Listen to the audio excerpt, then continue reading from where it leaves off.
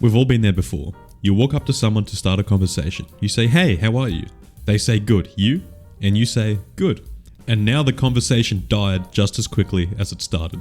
I have 3 really effective ways that I use to initiate conversation, and I want to share them with you. How they work, why, and how I use them. Oh Lord, it's good to be here with you, Mr. O'Brien. There's something kind of important I want to talk about first, and chances are if you're watching this video, you might feel awkward sometimes. I used to be awkward as well, and you know what? The truth is, none of this stuff will fix it overnight. There is no bit of information you can find on the internet that will make you wake up the next day and be fine. I used to go into a conversation and I'd feel awkward. I would think. I would think I would look bad. I'd think I'd look too angry. I thought I made people sad. I thought people were annoyed with me. But over time, when I built up my confidence, that did a lot of the heavy lifting when it came to conversations. I started to gain the courage to be nothing. Maybe the courage to be less than nothing, the courage to be disliked, to be hated. I just want you to keep that in mind. This shit isn't gonna fix your shit overnight. It's gonna help you fix it, but you still have to do the work. Bikes. But bicycles. Conversation is a lot like learning how to ride a bike. And videos like this where I give you tools to start a conversation are kind of like training wheels. My hope is that over time when you learn to have conversations, you'll learn to have them by yourself without even having to try to come up with anything smart or funny to say. I'm hoping that you'll learn to ride the bike without any training wheels. And then you'll learn to do shit like wheelies. My point is, don't forget to actually practice having conversations by having conversations. You can't ride a bike by learning how to do it without even having a hands-on experience. Otherwise, you'll just fall off.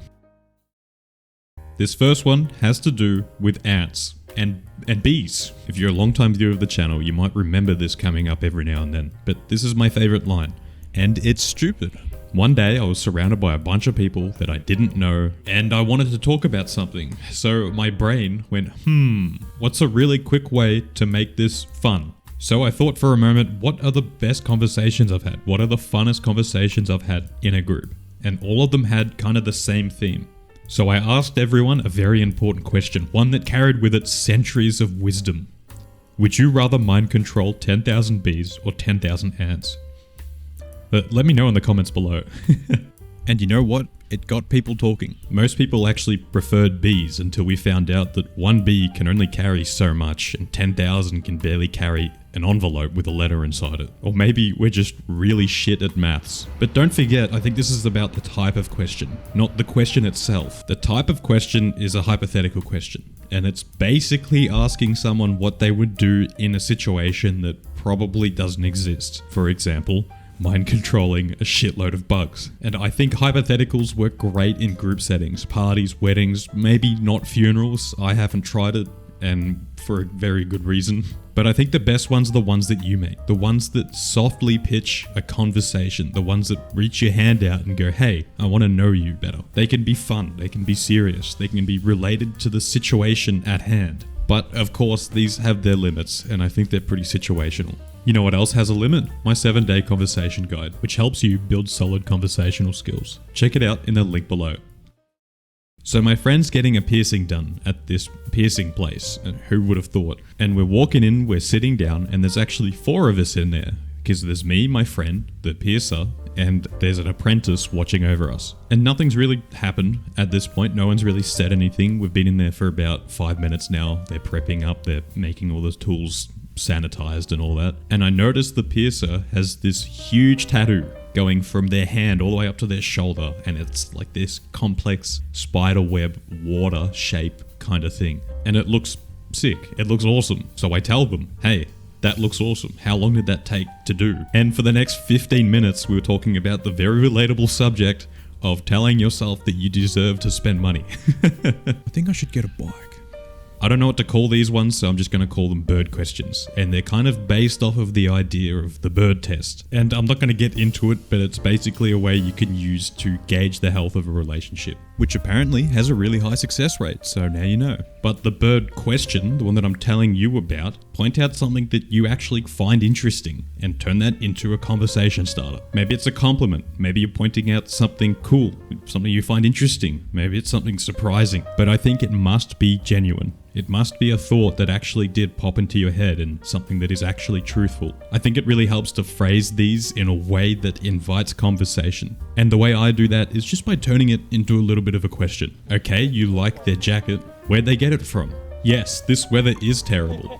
But like, how do they feel about it? Maybe that person likes golf ball sized hail. You never know. I think this is definitely where confidence comes into play.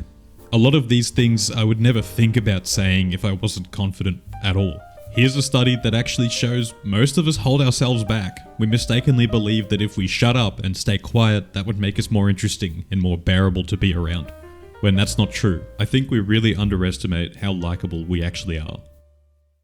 Back when I worked in a cafe, I asked thousands of people, how was your day? Or how are you? And I almost always got the same response. Without fail, it would be, good, you? Or how about you? I'm good. Now, obviously I wasn't always trying to start a conversation with someone. Sometimes how are you can just be a more sincere, hi, what's up? I'm friendly, please don't kill me. But what if I wanted to actually start a conversation? Well, I'd say the same thing, even though I know in the back of my mind it never worked. And to be honest, I don't blame them. Try to summarize how you feel right now. Imagine someone just asked you, how are you? Say anything else but good. It's not easy. So what would I do? Narrow that baby down. A lot of people say just ask open-ended questions, but it feels almost too open-ended. It is kind of on the same level as walking up to someone and saying, what is your current opinion of the political climate of Australia? But if we narrow that baby down, if we go, what do you think of this Prime Minister? They're gonna tell you what they think of that Prime Minister. This guy, he did a doo-doo in his pants in the parking lot in 1997. It's true. He'll deny it. It's true. It happened. So we can flip this on its head. Instead of saying, how are you? We can say, what are you looking forward to next? What have you got planned for today? Narrow that baby down. And you know what? My favorite thing to do looks like an open-ended question, but it's not. Are you ready? Okay. Shit day. Make an educated guess. I can't tell you how many times I've been relieved for someone to just ask me, have you been having a shit day today? Instead of, are you okay? I think a lot of people can agree with that. Guess how someone might be feeling. Don't tell them they're feeling this way, but just guess. Seems like you've had a quiet day. A productive day today? In my experience, almost all the time, if I get it wrong, they tell me. If I get it right, they tell me more. And I think that does a much better job at connecting with people. I think there's an important lesson behind all this. As I talk to more and more people and more people that I don't know, I'm slowly realizing that it doesn't really matter what you say. It matters more so how you say it, why you say it, why you're even talking to this person. Is it to make them feel heard, to feel human, to just connect with them, to get to know them? Or is it to put on a show? Is it to make that person act in a way that makes me feel like I'm good enough? But what about if the conversation's already started? How do you make it more fun, more fulfilling? Well, here's a video here about that. If you want to take more action in your life with things like community and connection, friendships and dating, conversation and listening, and a lot more, there's a link in the description for our private community. Come in and say hi if that's interesting to you. What? Yes, bye. Yes, that's right.